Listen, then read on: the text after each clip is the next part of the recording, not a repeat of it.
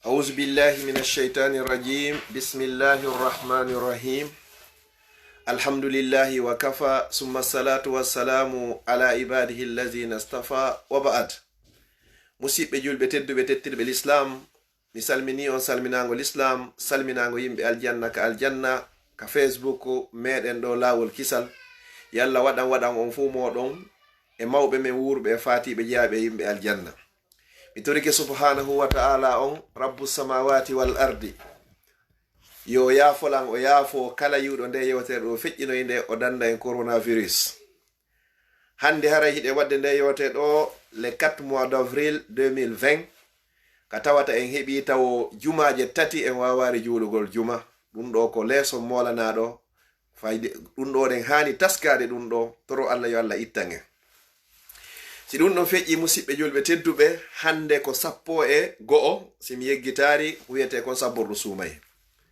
mi faala andintinde ɗo toɓɓere wotere pet ka heɓeten nafoore molanande nder muɗum na juutingol yewtere ko honɗum woni ɗum ndu lewru ndu wonɗi en e muɗum ɗo ko ndu inete shahrul qurra ko lewru jangoɓe ko lewru jangugol qur'ana e mayru joni noon nyande 15 ndu lewru ɗo ɗum ko honde tuma hawrata ko alarba arowo ɗo 15 komi waɗani yewtere nden ɗo ado 15 on ko fiyen waw heɓugol nafoore ko woni ko nyande 15 sabbordu suumaye mandi to ɗe yewtere nde moƴƴa kala hitande si Allah hoddiri yo tawni en ɗo on taw e ko aroyta kadi haray ko honɗum e nafoore ko honɗum e moƴƴere Allah subhanahu wa ta'ala marani en nyande 15 sabbordu suumaye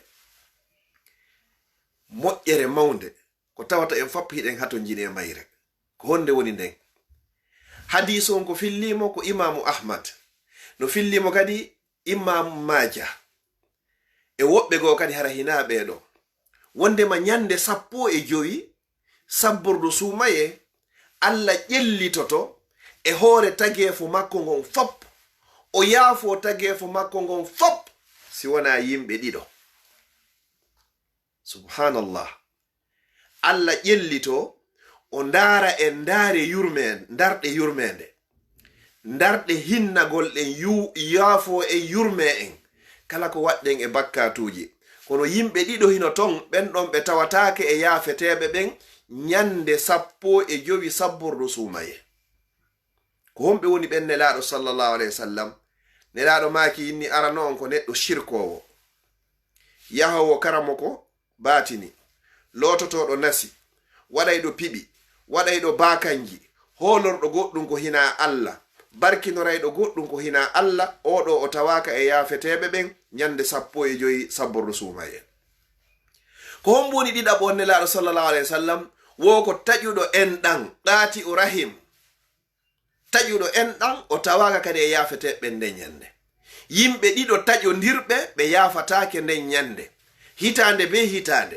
nyande 15 sabbordu suumaye Allah yaafike en fof si wona ɓeeɗo ɗiɗo musidɗo julɗo tedduɗo ndaaro si tawi hiɗa tawa e ɓeeɗo si a tawa e ɓeeɗo eto no yaltira sa tawaka e ɓeeɗo wata naatu si tawi hiɗa ton eto yalta fiyo Allah yaafoma alarba arowo ɗo ɗum ko nyande 15 ɗum non ko kala hitande taƴuɗo enɗan taƴodirɗo e goɗɗo kala tenen e alkamisa Allah yaafoto yi bakkatuji yiya makko ɓe fof si wona taƴodirɓe yimɓe si ɓe taƴodiri Allah inna e malaika ɓen terte ɓen ɗon ɗiɗo haa tuma nde ɓe welditi wo terteɓe ɗon joni noon o yiyay woɓɓe hara ɓe taƴino enɗan ka gorol maɓɓe ka deyol maɓɓe ka fami maɓɓe ka musidal maɓɓe ka bolonda maɓɓe ɓe taƴino few ɓe inna kamɓe ɓe ronkiɗi renionji nyande be nyande ɗum ko perdi tan non andu a tawama ɗo e ɓe yaafatake ɓe ko ɓuri e hulɓinade gon fof musidɓe julɓe tedduɓe sonnajo nodda e ɗo inna ustaz saïd ustaz alpha lies ustaz ɓuriya alaji usman ustaz ba haray mi faala ɗon landade on haray yari gon taw ko min e hakkunde amin e moodi an ko kamɓe addilan ɗo kono woni ni yontere heɓe walde ga salon woni ni lewru haray tigi tigi omo be amen no jokki kiifum muɗum inna lillahi wa inna ilayhi rajiun wallahi wa bi rabbil kaaba sonnajo noddira woni lebbi 6 kanko e modi makko hiɓe taƴodiri. Musidɓe julɓe tedduɓe, nane yewtere. Sonnajo anduɗo wuuri maayey, faalaɗo aljanna, taw yeyɗo Allah, naata e nder gaburu muɗum, waɗa kontorandi ton, malaikaɓe ɓen landoma honɗum e honɗum woni ko golluɗa. Inna malaikaɓe lebbi 6 miɗo taƴi modi an kam heɓata aljanna ɗon. Fa ya subhanallah, inna lillahi wa inna ilayhi raji'un. Nelaɗo inninoma an sonnajo on, wondema ko piiji 4 waɗata. Sa timmini ɗin ɗon a natiro e aljanna on kala ka faaliraɗa. Ya juulu waktuji maɗin, hora lewru ma suumaye ndun, suuɗa ɓandu ma ndun, ɗofto a modibo ma on. Wo sa waɗi ɗiɗo, ñande mayɗa o kala ka faalaɗa natiroyta. Sa waɗari ɗiɗo non, hiɗa andi konto natiroyta. Ay galleji ɗiɗi ala lakara ko imma aljanna ma yiite. Jon non taw ya Allah hara hiɗa taƴi modi ma, dambugal aljanna ngal ka Allah uditanno ma ɗon, tawa a sokino ngal. Hara hiɗa juula, hiɗa janga, hiɗa hoora, ɗa ƴenti conci l'islam, hunde nafata. Hunde nafata. On gorko mo Allah o jarribor ma yo wondu ɗon, ko yo wondu ɗoftoɗamo. So wawi wonde wondo ma ɗum ko yo waynodiri. Fa imsakum bi ma'rufin aw tasrihum bi ihsan. Si tawi tun a ndaari a tawi wata ko wondade few, ko yo waynodiri dow, kono sellantama ka tajoɗa modi ma. Mi watta ɗon hunde wotere. Nelaɗo sallallahu alaihi wasallam ɓe maaki.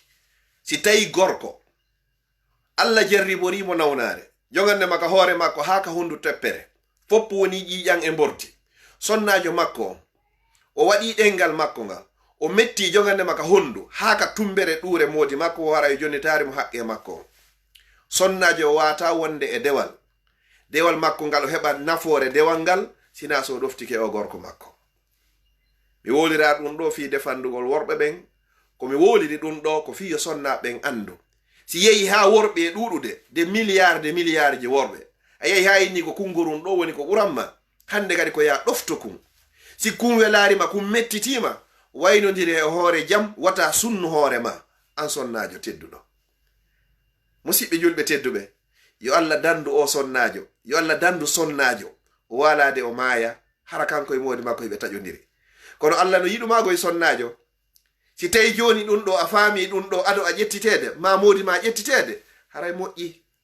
Nelaɗo sallallahu alaihi wasallam e maaki, wo ayyuma imra'atin, sonnajo wo sonnajo, matat wa zawjuha anha radin, wo dakhalatil janna.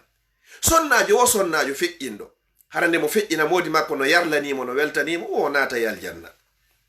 Ɗofto o gorko ɗo, si tawi wawari marsude, haray torto hoore ma, si tawi gono selli, hiɗa jogi preuve ji ko tortorta hoore mako. Non ko sengo, kono yo taƴo mo ɗon. Enen worɓe ɓen kadi, en toriki ko en torodiri, yurminen ɓe sonnaɓe, teddinen ɓe sonnaɓe, anditen makuji ɗiɗi e nelaɗo sallallahu alaihi wasallam.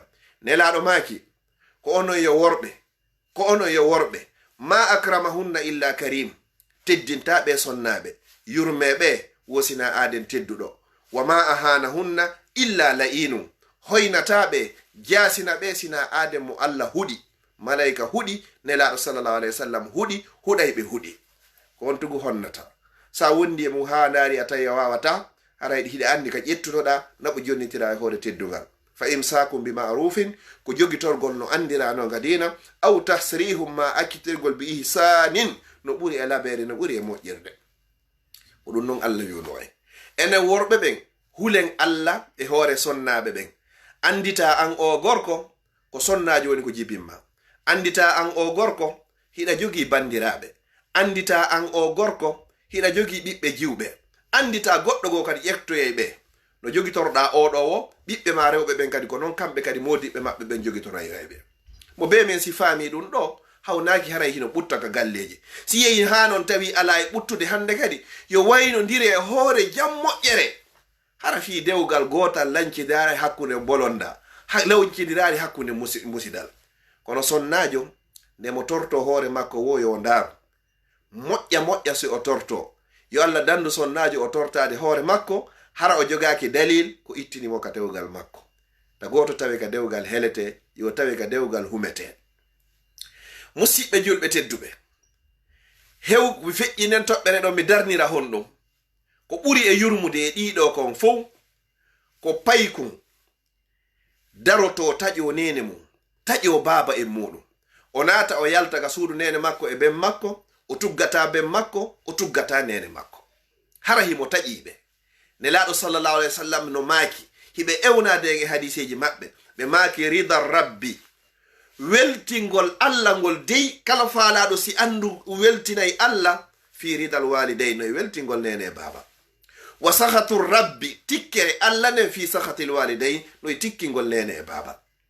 Joni no musidɓe julɓe tedduɓe yaafa ɗon, Allah marɗo yiite, Allah marɗo aljanna, Allah taguɗo ma, tagi nene ma, tagi baben ma, taguma. Wosiɗa faalamu weltinde, ko ya weltin nene ma e baba ma. Siɗa faala yo seytinane, haɓon wo ko yayeto ha nene ma e baba ma seytinanama. Yi'a non paykun tentini adda koye Europe Occident, no taƴo nene mum, taƴo baba muɗum, hara ko fii ko ala na wona na. Hino yurmi. Oɗo hitande feƴƴay, tenen feƴƴa, alkamisa feƴƴa, hitande duuɓi, hara bakkatuji makko ɗi no fawondirde, no akkimilade ɗon, oɗo o yafatake. So maydi ene nder ɗum ɗon, ko wallahi wa bi rabbil kaaba ko yita jahannama woni ko wodanimo. Fi honɗum, hiɗen andi qissa o nelaɗo sallallahu alaihi wasallam, ɓe falama sunnugol sahabajo himo wuuri hay o mayari, sabu ko tawata nene makko no seytinanimo kon. Jonno mi jite fayɓe sukaɓe, hara ɗa taƴi nene ma, fi innugol min ko ɗum ɗo mi faala, towna balaje, hande a ƴetti janɗe ha ɓuri janɗe ɗen, hande kadi hara ko townitagol e hoore ɓeɗo. Mi waɗana yon ɗo qissaji ɗiɗi ko feƴƴi e karamokoɓe moƴƴunoɓe ɓen, andunoɓe valeur nene e baba. Goɗɗo ko o wanno bakkatuji mawɗi, o ɓitti o heɓi soñja, o tawoyi karamokojo goto, ɗum ko Abdullahi ibnu Abbas. O inni mi ari, miɗo jogi bakkatuji, miɗo faala yo Allah yafolam. Miɗo jogi ɓittende soñja, miɗo faala yo Allah ittana. Abdullahi ibnu Abbas radiyallahu anhu o uggini ha o ɓanti. O inni ene yumma ma no wuuri, o inni ɓe feƴƴinino. O inni baba en ma no wuuri, o inni o ɓen kadi feƴƴinino. O ene yumma ma no mari nene goto, o inni hi nene goto nenan an hino ɗon, nenan mawɗo no ɗon, ma nenan to soko hino ɗon. Abdullahi ibnu Abbas o inni wo yahu ɗigganaɓe ɗoftoɗaɓe. Wo nene goto nene ma ko place nene ma. O yahi o ɗoftiɓe, o kurkaniɓe, o yanganiɓe, Allah ittanimo soñja ko jogino, ɓittende ko jogino, Allah yaafimo bakkatu ko jogino. Si tawi noon goɗɗo yanganike miñan nene mum, ma jaaja nene mum, nene goto baba goto, Allah yaafike ma bakkatuji ma, o ittanima soñja, ko honno sikkuɗa so tawi ko nene ma woni ko yanganiɗa. Hara noon an ko ɓen ɗon taƴotoɗa, ko ɗon hollata a heɓi gandal, ko ɗon hellata a heɓi jaahu, ko ɗon hellata a heɓi jawdi, ko ɗon hollata a heɓi teddungal, ko ɗon hollata a heɓi laamu, ka nene ma e baben ma, an haray ko a halkiɗo woni wuuri, ko luttongu ma yiide jahannama ko a mayde. Wattanen hakkil moƴƴa enen sukaɓe ɓen. Mi darnira qissa goto wuruno e nder leydi Yaman wiyeteɗo Uwais. Tawi himo jogi yumma, ɓen nawni hiɓe jogi ko wiyete kon nawnare, baras, lèpre.